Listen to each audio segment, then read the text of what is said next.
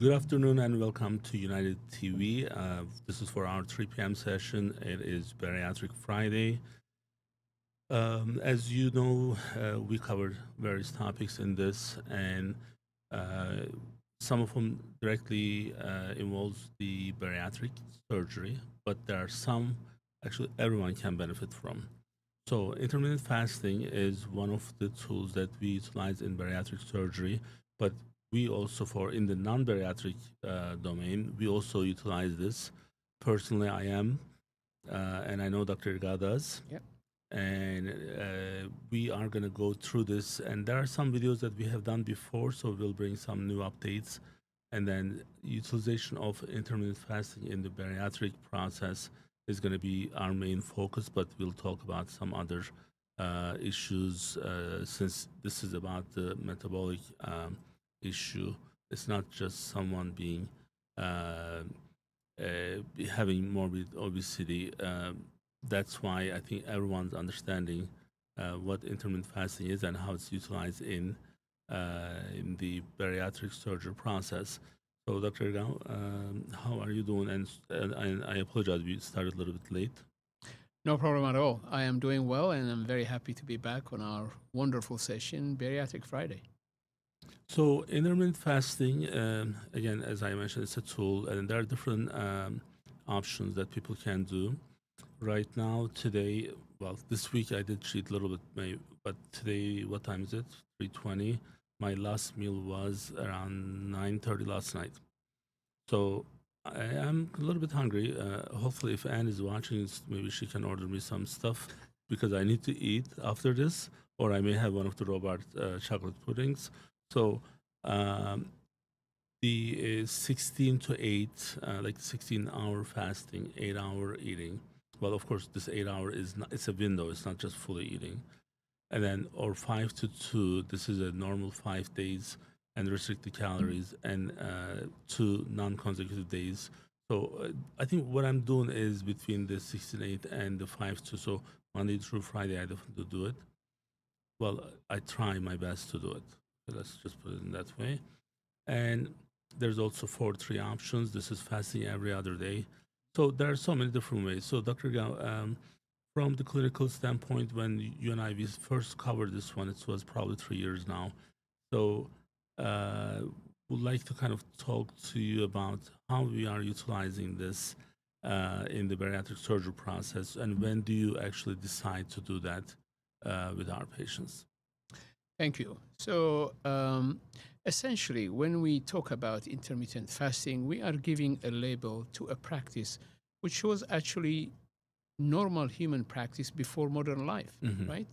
Modern life has afforded us availability of food on a continuous basis, right? There is food everywhere. And we don't think twice before putting it in our mouths also whenever we see it. In Hmm. other words, we live in a society where eating has become a continuous activity, except when you're asleep, essentially. Hmm. And when we talk about intermittent fasting, what we're saying is stop for a second and have some type of restriction as to when you allow yourself to eat, right? Because eating continuously is not helping us, right? It is a situation where we're introducing energy into our body, and there is a limit to how much energy our body needs for its energy needs, and the rest is being stored. Is stored as Hmm. what? As fat, essentially.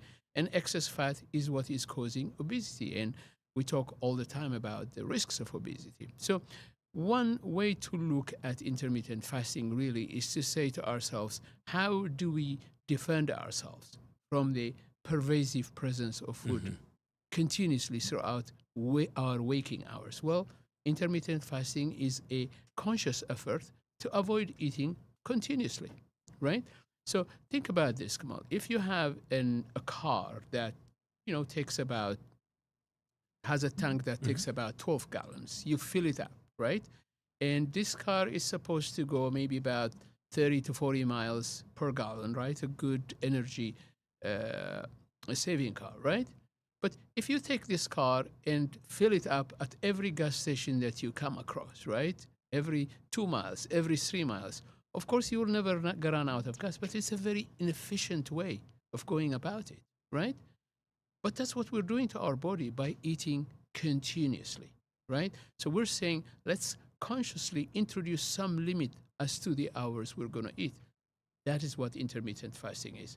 Now, you've of course talked about different structures of doing this. For instance, you could say to yourself, I am not going to eat until about 12 noon when I wake up, or I'm not going to eat after 4 p.m., right? You are essentially saying to yourself that there are going to be some windows, some restrictions to your eating habits. That's essentially what intermittent fasting is. So I personally believe it would be a good practice for anybody who lives in modern society, because that will allow them to really limit the times in which they're eating. Because we don't need to eat continuously to survive. Absolutely, right? Our ancestors, we went back, hundreds of years, they didn't have the fridge. They didn't have food available wherever they want. Maybe if you were a king, you had food all the time, right? But if you're an ordinary person, you didn't. You just ate when food was available. And then, of course, at nighttime, you went to bed early because there was no activity to hold you there. Right now, not only we have activities that hold up very late at night, but we are consuming food continuously when we do that. So no wonder obesity has become such an epidemic, not only obviously in the United States, but also all over the world, because food availability and the practice of continuously eating has become a hobby for everyone on earth nowadays. Now, when we go back to our bariatric patients, you talked about, is there any role for intermittent fasting on patients who've had bariatric surgery? I think there is a role. Perhaps not every bariatric patient, but on some bariatric patients who are struggling, for instance, years after their bariatric surgery, they're struggling with some weight gain. And one of the behaviors I see on people who are gaining weight is that they're introducing too much snacking, right? They are snacking a lot. Of course, after bariatric surgery, the volume of the stomach has been reduced to the extent that they cannot eat a lot of food at one setting, right? And that's a good thing. That restriction actually, despite the myth of the stomach expanding or stretching, that restriction actually, Kemal, persists. People are not able to eat beyond a certain limit after they've had a sleeve gastrectomy or after they've had a gastric bypass. But if they go on snacking continuously, right? If you're sitting by your desk and you have snacks and M&M and you're just eating one piece every 5 minutes, every 15 minutes, then even if you have had a sleeve gastrectomy, you're going to introduce so many calories that it's going to be inevitable for weight gain to happen. Right. That's where intermittent fasting happens, is to teach people and say, look, say to yourself, these are the hours of the day in which I will permit myself to eat.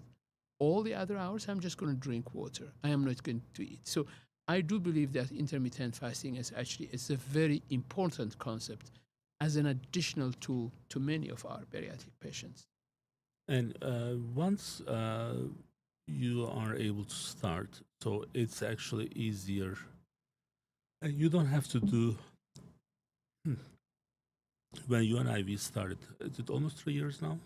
I think longer actually now. Maybe Yeah, four. longer. Maybe Well, after four. COVID, I think guess. we actually talked about this even before the pandemic. So we're going a Oh, few years. you know what? You're right. With Yep. that British doctor, Yeah, absolutely. right? Absolutely. So that when first introduced, Yeah. and then what we did was we needed, at least I needed someone with me, teaming up with me, and then we were actually checking how we were doing and if we were doing it. So it put some responsibility. So if you want to start this, the best way is to have another friend of yours who is, and they don't have to be in the same location. I mean, you and I, we are not in the same location Nope. rest of the week. So uh, being able to just share this with someone, it just goes back to our support group logic and why Absolutely. in this process we have the support group. So this is this actually simplified my life a lot personally. Like, and I mean, this when I wasn't, I'm not someone who eats a lot anyway, even before. But in terms of helping the daily discipline and knowing when it's okay and when it's not, it just frees up like my time where I can actually, my GI system is working differently when I'm able to do it. So This is kind of interesting, and we'll go back to the bariatric side. It took literally 2 full weeks for me to go back to my regular self after I came back from Turkey. So the time I have 2 weeks there, and easily. Also, I didn't eat a lot still, but different things that was given, and different times, and frequency of those. I mean, if you're in my mom's house, like she thinks you never feel full. Like there's always something to offer, nonstop, and you do give up at some point. So I do, like it's not like the part that sometimes they forget is we enjoy eating too, course, right? of course, But we don't enjoy the consequences. of course, And that consequence is not just gaining weight, but there are other things. of course. Like when I eat gluten, my GI system is not great I mean, I have to share this with my mom so she would stop, insisting. So, but she brought me to that point where I said, okay, here's what happens when I do this. Do you really want me to still eat? But this access and having the culture of pleasing people with food, the term I use, and I know people use, comfort food. When we are low, when we are not feeling so great, we need junk food, right? So we all go through this. But intermittent fasting brings a different type of discipline to our relationship with food and how we are treating our body. Now, when you were explaining the car and the gas, one of the thing is our body is a machine.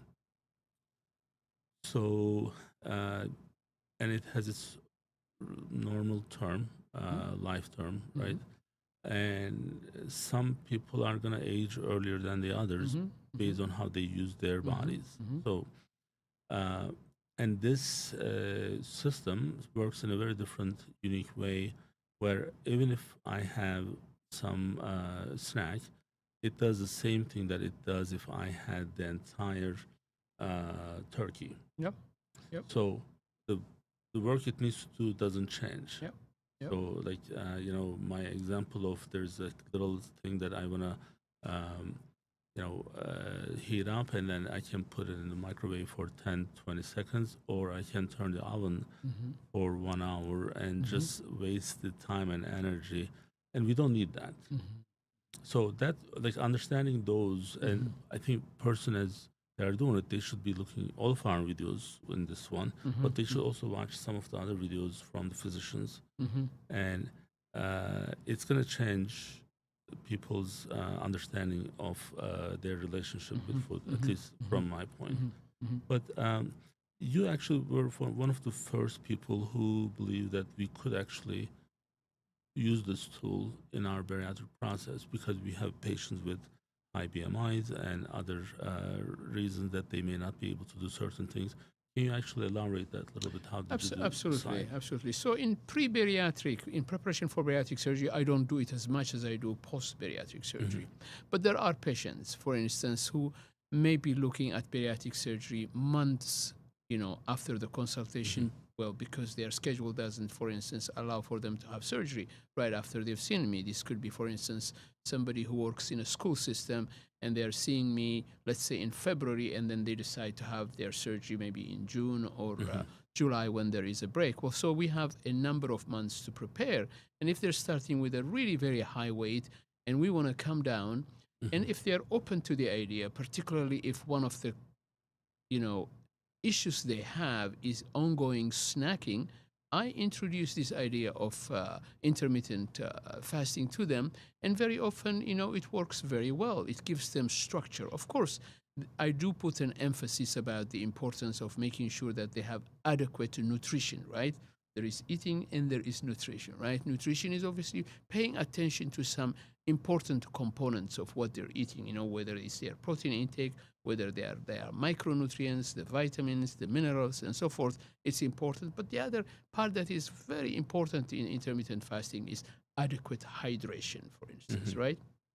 Because when we're eating, the food that we eat, of course, the food that we eat has a lot of water in it, and we're not eating we're obviously missing that components as well. So we have to make up for that by drinking. But the other reason, getting a lot of water is important, Kamal, is because very often we get confused as to whether we're hungry or thirsty, right? And in fact, sometimes we mistake thirst for hunger. So we eat, the feeling goes away, and we think, I was hungry. Well, maybe you were thirsty, and the food that you ate gave you enough water to take away the thirst as well, right? So drinking proactively a lot of water is actually good. So hydration is something that we should be focused on regardless. And very often, actually, you find a lot of people who tell you, I don't like to drink water. They drink other juicy, high caloric, Well, high stick to sweetened, water. right? So So drink the water. Water is really the healthiest drink you could have. That's what we were made up to drink, essentially, primarily. Exactly. It's very simple. So if you don't like water for whatever reason, so cucumber, lemon, mint, and ginger. Great. So That gives it just do it flavor. overnight. It should stay overnight, and then next day you have. And then I do refill throughout the day, but it's a kind of nice touch with no calories. With no calories, no sweeteners, right? So If that's you get really hungry, so sorry. yeah. If you get so hungry at the end of the day, the things inside you can eat them. There you I are, the have. bonus as well, right? So essentially what we're talking about is the importance of hydration, right? So I emphasize that with our patients. Not only it's a good, important thing to do, but also it introduces the idea of the importance of hydration for their post-bariatric journey as well. Now, I utilize intermittent fasting, though, a lot more post-bariatric surgery, not immediately after bariatric surgery. It's important for people to understand that the issue of snacking is not really something that is a problem right after surgery. In fact, for the first 6 months, first 12 months, sometimes patients will tell you they feel rarely hungry, right? Their relationship with food is changing in dramatic ways. They're losing weight. In fact, they have to remind themselves to it. So that's not an issue. We're talking about really long term, 2 years, 3 years, 5 years, 10 years after bariatric surgery, right? Patients would go back to these unhealthy eating habits, right? But because they have a very small stomach now, they cannot eat a lot in one session, and they will tell you, okay, I eat a little bit, and then I leave whatever is left there, and I go back to eat a few hours later, right? We don't want to do that. We want to go back to eating only when we are hungry, right? So introducing structure is important. So for instance, if we say to them, okay, you should learn to stop eating after 5 p.m., after 6 p.m., rather than just snacking continuously through the evening. And if they can get into that habit, and remember, as you yourself said, we are creatures of habit.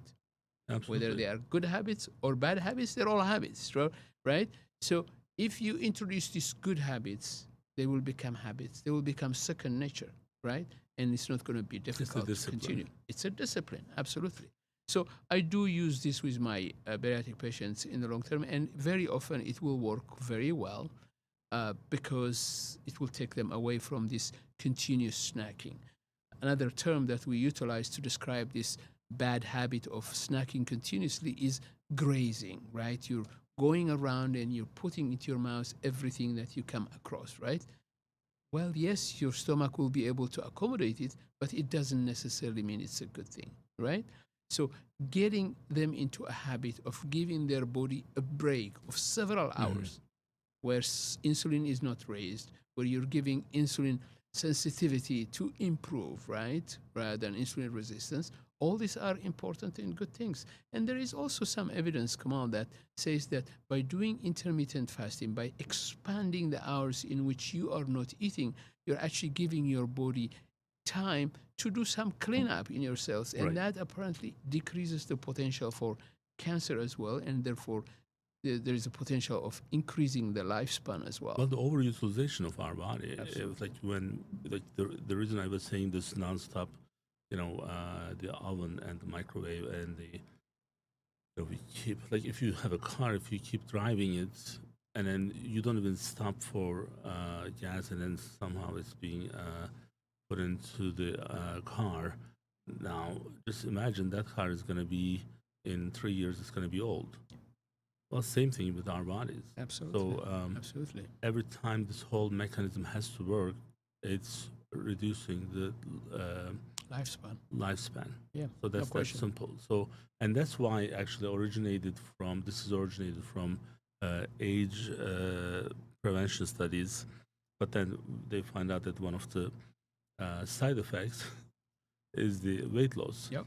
Yep. Now, I don't know if I missed it, but if I did, if you can repeat it. When we are really hungry for a long time, when we don't eat anything for a long time, can you explain in simple terms with how the glucose is being processed, the role of glucose for how we are actually spending our energy, how our body is utilizing energy and where it's utilizing from? If you can just go through that one more time for me. Absolutely. So normally what's happening essentially is when we eat, whatever we've eaten is going to be utilized as a ready source for energy, right? That glucose is going to go into our liver, and then, metabolism starts from there, and it's turned into energy that we can utilize. But when we don't eat for a prolonged period of time, there is something called metabolic switch. In other words, rather than using the the sugar that we have in our bloodstream or in our liver, our body starts accessing source of energy, which is in the form of fat in our body, essentially. So that metabolic switch occurs when our body starts using fat for our energy needs. Now, there are certain parts of our body, like our brain, for instance, that have to have sugar. But in times in which sugar is not available, they can use molecules known as ketones. And ketones are things that we can make by metabolizing fat, essentially. And that switch happens. And that switch was something that must have been happening very frequently in our ancestors, for instance, Kamal, because they were hunters and gatherers. And you needed to wait a long time before you find a good hunt, right? In which meant that you were fasting for prolonged period of time, right? So having sugar so readily available must be a very modern thing to our body, right? But our body hasn't really evolved, hasn't had time to evolve to make changes in our biology. So our biology is the one that we had from our ancestors, who had this metabolic switch, which means ability to utilize fat stores for energy needs, essentially, right? So people are not going to die because they haven't eaten for a number of hours or even days, as long as they are getting hydrated, right? In fact, we can go on for several days, if not weeks, without eating, Kamal, as long as we are hydrated, as long as we have micronutrients and vitamins, right? But in our mind, we feel as if we may die if we don't eat. Not true, not true at all. In fact, after we overcome the first, hours without eating, the first couple of days without eating, hunger may not be even present. And if you talk to people who've fasted for days, they will tell you that, right? They may feel hungry maybe the first day or the second day. After that, they don't, because the body switches. 19 hours right now. 19 hours is when you switch And to. it's not like I'm craving for anything or I'm not starving. Absolutely. In fact, that's where the switch happens. Typically, you go to ketones after that time frame, They because usually said it's 8 to 12 hours for that metabolic switch. 8 to 12 hours, but for you to go fully into utilizing ketones, it's usually about 18 to 24 hours. Okay. 24 hours, yeah. So it just, it helps people, regardless, again, they do bariatric or not. The understanding of this is important. So one of the things that also benefits our patients is, for whatever reason, I mentioned this in the earlier session, the shrinking the liver. When I was with Senator Mary Pinckney, this came up, and shrinking. Oh, because of some of the patients cannot afford the robot diet because they use their food stamp, and then we don't take food stamp. So, but the idea was the whole issue of reducing the liver. Now, we are talking about people with high BMI, and what we expect in those cases is that the liver is not as if their BMI was 25, 26. So, and this is actually complicating the bariatric surgery outcome. It complicates the surgery itself, but also complicates, therefore, the outcome of it Can you actually explain that? Maybe, because if I'm a patient of CHRIAS, and if, let's say, for whatever reason I'm not able to, then I should start the intermittent fasting 4 or 5 weeks before the surgery to at least make a point of saying that, hey, I lost X amount of weight before the surgery, so then we can actually consider those. I'm not saying that we should or we shouldn't, but this is actually why we are doing it, reducing the liver, and why this is important for bariatric patients and what we can do. Right. So there are two issues that need to be understood here, Kamal. First is the fact that the liver is large when we are overweight because fat starts depositing into the liver, right? Fatty liver disease, right? Now, when that occurs, the liver tends to become very dense, right? Very dense instead of being soft. And the liver anatomically covers a good portion of the stomach in its position. They're just neighbors. The stomach is just overlying a big portion of. Right on the So it starts from that right side, but it extends all the way to the left where the stomach is. So the surgeon doing surgery laparoscopically has to push the liver away in order to expose the stomach to do the surgery, right? But if the liver is so hardened and dense and fatty, that maneuver can become dangerous because the liver can actually fracture and create very serious bleeding during surgery. Right? So what we do is we ask patients to be on this specific diet or even starting earlier with intermittent fasting to get rid of the fat in the liver, right? And to shrink the size of the liver, but also to make the liver very soft so that when we're doing the surgery, we can push away the liver safely to expose the stomach and to safely do the surgery.